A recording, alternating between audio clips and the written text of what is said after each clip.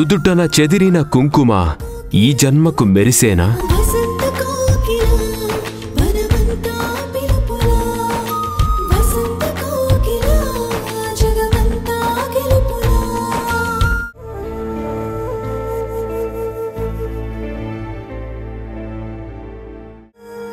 ఎలాగైనా ఇక్కడికి రాకూడదనుకున్నాను. నాతో పాటు ఇంకో ప్రాణం కూడా ఉండేసరికి రావాల్సి వచ్చింది. నన్ను ఉద్యోగానికి వెళ్ళు అన్నారు, అందుకే హాయిగా ఉంది. బాలా,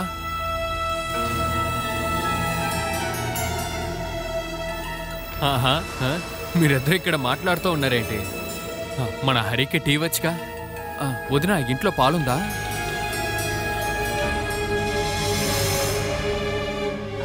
ఉంది. అయితే 2 టీ వెయ్యండి. టీ తాగడానికి హరి మాత్రమే ఉన్నాడు కదా. ఇంకొకటి నాకే. ఏంటి టీయా? నువ్వెప్పటి నుంచి టీ తాగడం మొదలు పెట్టావు? కొన్ని అలవాట్లు మార్చుకోవాలనుకుంటున్నాను. నువ్వు రాబాలా. హరికి ఇక్కడ ఉన్న వాళ్ళు పరిచయం లేదు కాబట్టి వాడికి బోర్ కొడుతుంది. నువ్వు వాడితో మాట్లాడుతూ ఉండు. పద. నేను టీ తీసుకొస్తాను.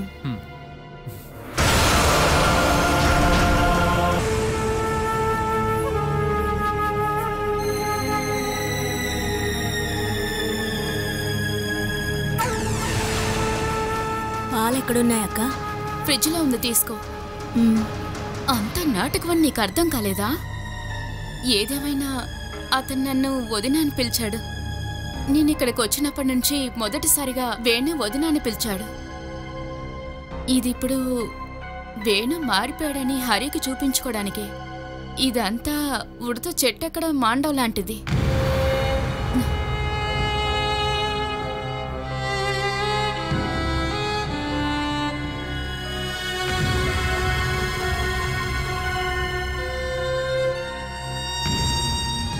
నువ్వు బాలా గురించి ఏం దిగులు పడకు. ఇక్కడ తనకి ఎవ్వరూ శత్రువులు లేరు. వేణు అలవాట్లు ఇప్పుడు తనకి కొంచెం అర్థమై ఉంటుంది.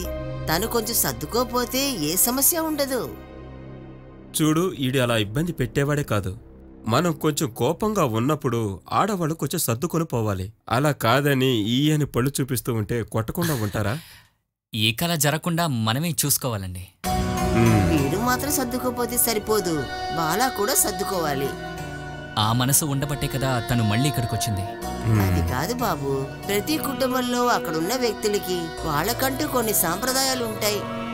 ఇంటికొచ్చిన అమ్మాయి కోసం అవన్నీ మార్చుకోగలమా? ఇంటికొచ్చే అమ్మాయి కదా, అవన్నీ తెలుసుకొని సర్దుకోవాలి. బాలా మీకు 2-3 నెలలుగానే పరిచయం. తను పుట్టిన దగ్గర నుంచి నేను చూస్తున్నాను. పరిస్థితిని అర్థం చేసుకోవాలన్న ఆలోచన తనకుంది. అత్తగారింట్లో కాపురం ఎలా చేయాలో కూడా తనకి బాగా తెలుసు. అయినా ఏ సమస్యకైనా ఒక హద్దు ఉండాలి కదా. హద్దు దాటితే తను అడుగుతుందంతే. వీళ్ళిద్దరి మధ్య ఏం జరిగిందో వాళ్ళు అర్థం చేసుకున్నారు. కోపం లేకుండా ఇద్దరు కలిసి బ్రతకడానికి ఒప్పుకున్నారు. ఇంకా 5 నెలల్లో ఒక బిడ్డ కూడా పుట్టేస్తారు. ఆ తర్వాత వీళ్ళ లైఫ్ చాలా సంతోషంగా ఉంటుంది. ఇలా చూడు, బాలసుధ హ్యాపీగా ఉంది. నాకొద్దు, నేను ఇప్పుడే తాగాను. అయ్యయ్యో, ఆ టీ వాడికివ్వు. నా అలవాట్లు నేను ఏమీ మార్చుకోలేదు. బాలా ఆగు. ఇప్పుడు ఇక్కడ నీ అన్నయ్య ఉన్నాడు. ఏదైనా కంప్లైంట్ ఉంటే ఇప్పుడే చెప్పు. హరి వెళ్ళిపోయిన తర్వాత అది ఇది చెప్పి ఏడిస్తే అందుకు నేను బాధ్యత కాదు. బాలా విషయాలలో మీరు జౌక్యం చేసుకోవద్దమ్మా.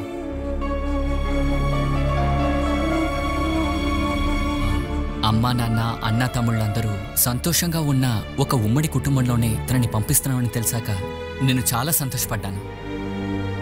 ఆ తర్వాత తనకి ఇబ్బందిగా ఉందని తెలిసాక నేను చాలా బాధపడ్డాను. బాగా కష్టపడే వీళ్ళిద్దరిని కలుపుతున్నాను. ఇక నుంచి తనకేదైనా ప్రాబ్లం అంటే నా మాటలు ఇలా ఉండవు. మేముగా ఏ సమస్యలు చేయం. నా చెల్లిని పెళ్లి చేసి ఇక్కడికి పంపించాను అంతే. అంతేగాని మా బంధుత్వాన్ని తెంచేసి ఇక్కడికి పంపించలేదు. దయచేసి ఆ విషయం అందరూ గుర్తుపెట్టుకోండి. ఇక పాత విషయాలైనా మర్చిపోదాం. అన్ని సమస్యలు సర్దుమణిగిపోయాయి. ఎంతో బాధ్యతతో నా చెల్లిని తీసుకుని నేను ఇక్కడికి వచ్చాను. ఇది కేవలం బాధ్యత మాత్రమే కాదు. అందుకని తను ఈ ఇంట్లో సంతోషంగా ఉంది అని తెలిసేంత వరకు ఒక అన్నయ్యగా నాకు అస్సలు ప్రశాంతంగా ఉండదు.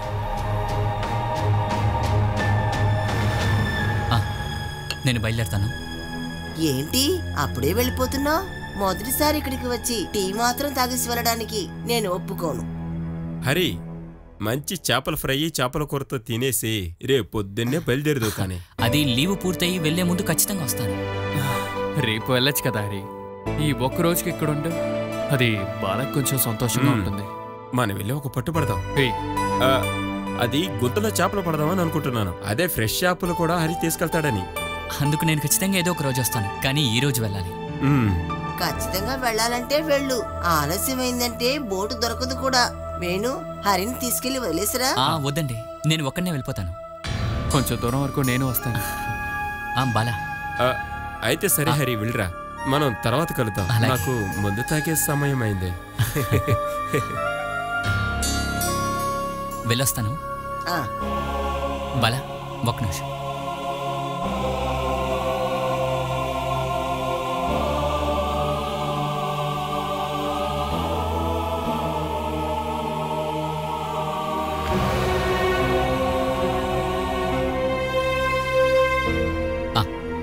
ఓసారి అలారా.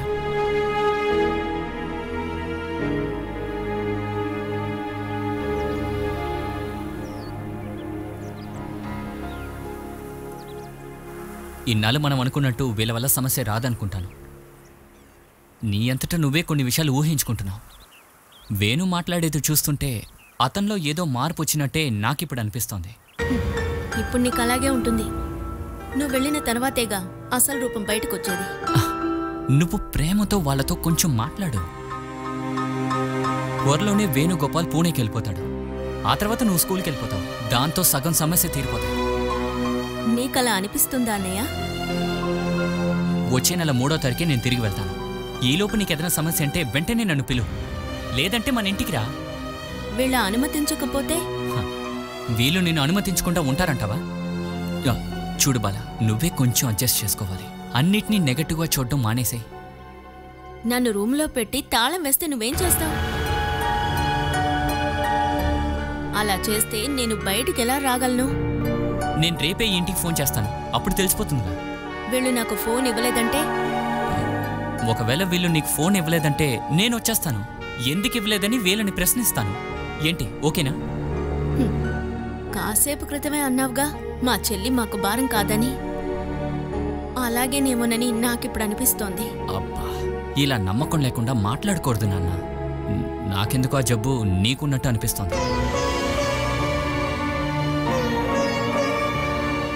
ఇంట్లో ఉన్న వాళ్ళందరినీ నువ్వు అనుమానిస్తున్నావు. ఆ ఆలోచన మార్చుకో దయచేసి. ఇకనైనా కాస్త అందరినీ అర్థం చేసుకుని జీవించు.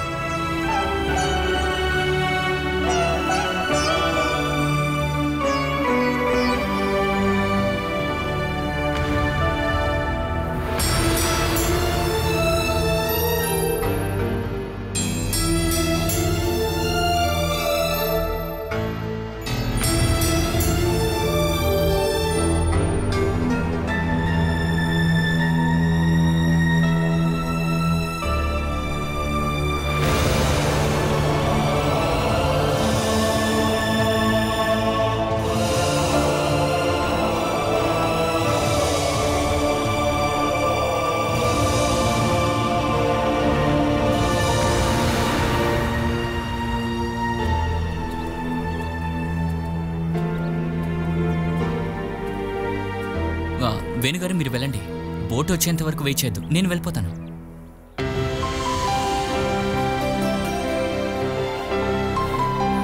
Thank you. నువ్వే నాకు నా బాలను తిరిగి ఇచ్చావు. నువ్వు లేకపోయి ఉంటే మేము ఎంత త్వరగా కలిసి ఉండలేము. కొన్నిసార్లు మేమిద్దరం కలిసి ఉండలేక విడిపోయాను. మిమ్మల్ని నమ్ముకునే మా బాలాని వదిలి వెళ్తున్నాను. నీ మాటల్లోనే తెలుస్తోంది నన్ను అస్సలు నమ్మట్లేదని. నాకు నమ్మకం ఉండబట్టే తనని ఇక్కడికి తీసుకొచ్చాను. తను అమాయకురాలు. ఎవరైనా కాస్త గట్టిగా మాట్లాడితే చాలు తన మనసు ముక్కముక్కలైపోతుంది. నాకు తెలుసు. నేను బాలాతో కొంచెం దారుణంగానే ప్రవర్తించాను. జరిగిందేదో జరిగిపోయింది. మీరే కాస్త తనతో నమ్మకంతో ప్రేమతో ఎప్పుడూ ఉండాలి. ఇక మీరు నాకు చెప్పాల్సిన అవసరం లేదు, నేను చూసుకుంటాను. ఇంకా నా వల్ల బాల ఎప్పటికే కష్టపడకూడదు. రేపు నేను ఫోన్ చేస్తాను. నాకైతే ఈరోజు మీ మనసు మారిపోయిందన్న నమ్మకం ఉంది. తను ఖచ్చితంగా నమ్మదు, ఇంకొంచెం టైం పడుతుంది. మీరు పూణేకి ఎప్పుడు వెళ్తున్నారు? సోమవారం. ఇంకా 6 రోజులే ఉంది. ఈ వారం ట్రైన్లో మరీ జనం ఎక్కువ. నాకు టికెట్ ఇంకా కన్ఫర్మ్ అవ్వలేదు. నేను ఇంకా 2 వారాలు ఇక్కడే ఉంటాను. పూణేలో నేను చేస్తున్న ఉద్యోగం మానేద్దాం అనుకుంటున్నాను. ఆ తర్వాత గల్ఫ్లో ఏదైనా ఉద్యోగం వెతుకుతామని ఉన్నాను. దానికోసం నేను క్యాష్ కూడా రెడీ చేసి పెట్టుకున్నాను. అవును హరి, నువ్వు నాకు అక్కడ ఏమైనా ఉద్యోగం రెడీ చేయగలవా? నేను ఆ ఊర్లో ఇప్పుడే స్థిరపడుతున్నాను. కంగారేం లేదు, మెల్లగా చూడు. చూస్తాను. నా చెల్లి సంతోషం కోసం నేను ఎంతకైనా తెగిస్తాను బావా. నువ్వు ధైర్యంగా వెళ్ళు హరి. తనకిక్కడ ఎలాంటి ఇబ్బందులు ఉండవు. ఇది కొత్త వేణుగోపాల్ ఇచ్చే మాట.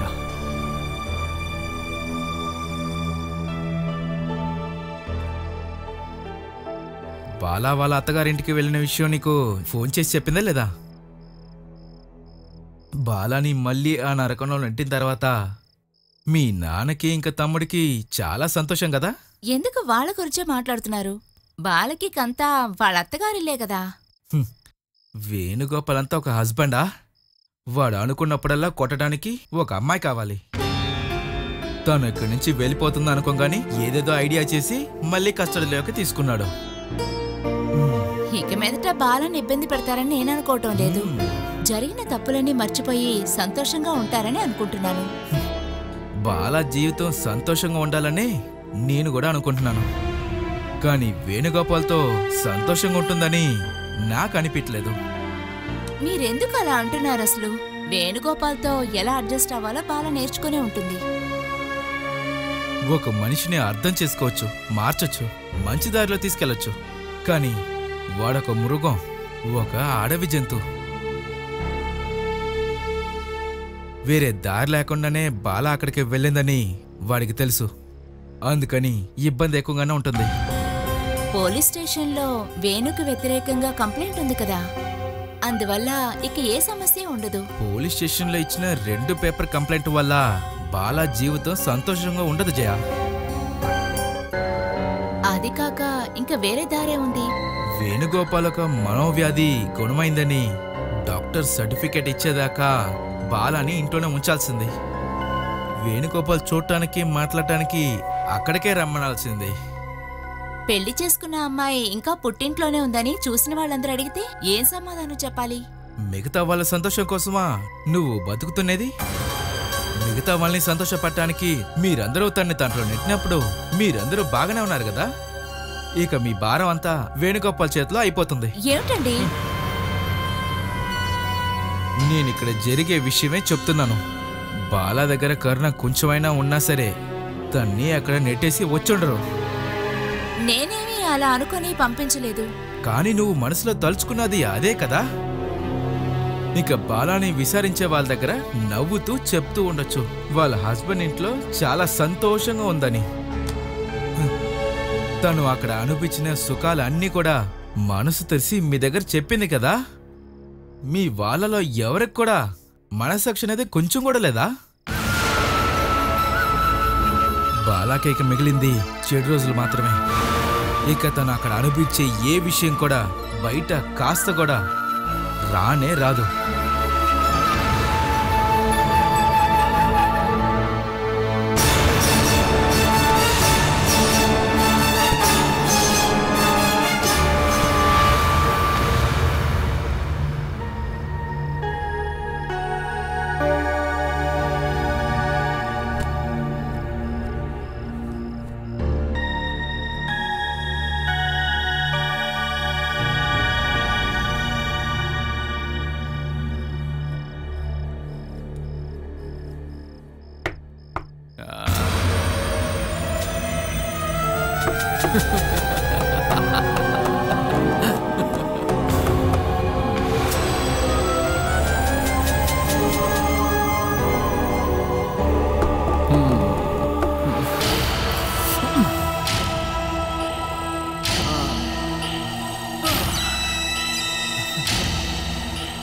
లేదు, నువ్వెన్ని నెలలు కడుపుతా ఉన్నానని చెప్పు.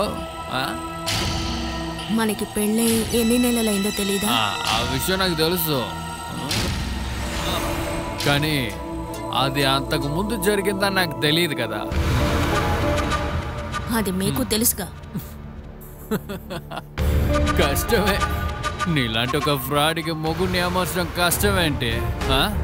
నీకు గొప్ప ఐడియాస్ ఉంటాయా? ఏం ఐడియా? ఓ, అది మీలాంటి అమ్మాయిలకే తెలుసు. ఇదేనా మీ మనసులో ఉన్నది? నేను ఊరికే జోక్కి చెప్పలేదు. నీకు తెలిసిన వాళ్ళు, నీతో పనిచేసే వాళ్ళు అనుకుంటే ఏవైనా జరుగుతుంది. ఒకరోజు ఇంటికి వెళ్తానని చెప్పి హాస్టల్లో వెళ్ళకుండా ఉండడం, హాస్టల్కే వెళ్ళానని ఇంటికి ఫోన్ చేసి చెప్పడం. అయితే ఎక్కడైనా వెళ్ళొచ్చు కదా, ఎక్కడికి వెళ్ళామని ఎవరు చేస్తారు? లేదు, నువ్వు ఇలా చేసావని నేను చెప్పలేదు. అలా చేసే ప్రతిభావంతులు కూడా ఉన్నారని చెప్తున్నాను అంతే. మీరు కాస్త కూడా మారలేదు కదా? మారిపోయాను. ఇప్పుడు బాగా మారిపోయాను. కావాలంటే ఇంకా మారుతాను. మరలా మారుతాను. నువ్వేమనుకున్నావే?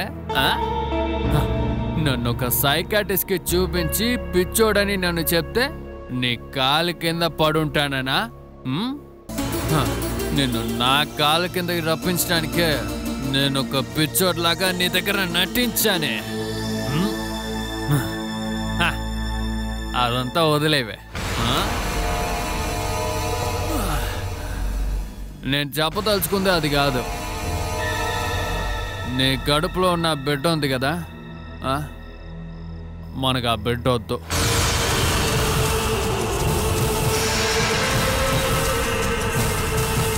మన ఇద్దరికి ఇప్పుడు బిడ్డ వద్దు. ఆ బిడ్డని అబార్ట్ చేద్దాం.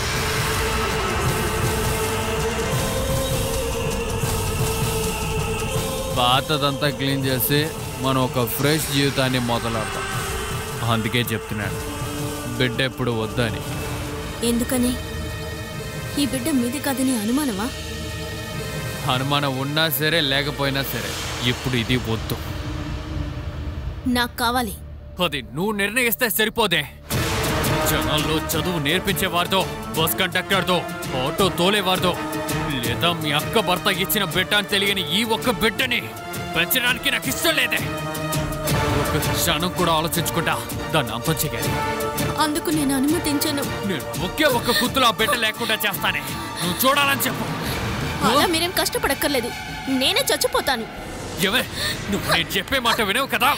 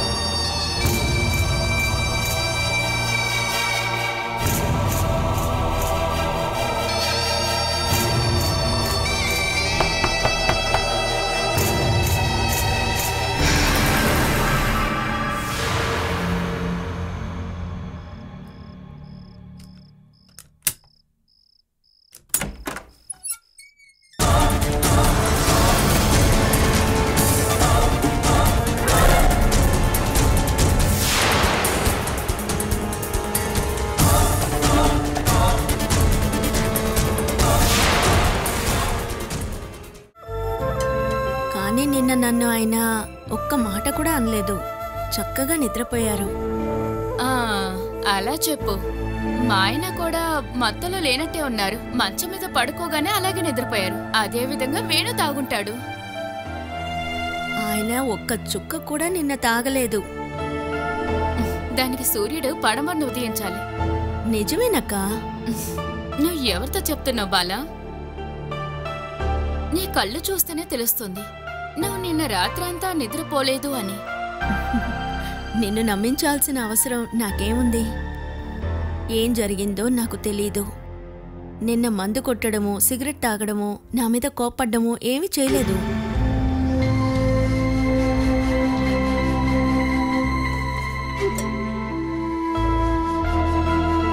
అయితే జాగ్రత్తగా ఉండాలి బాలా.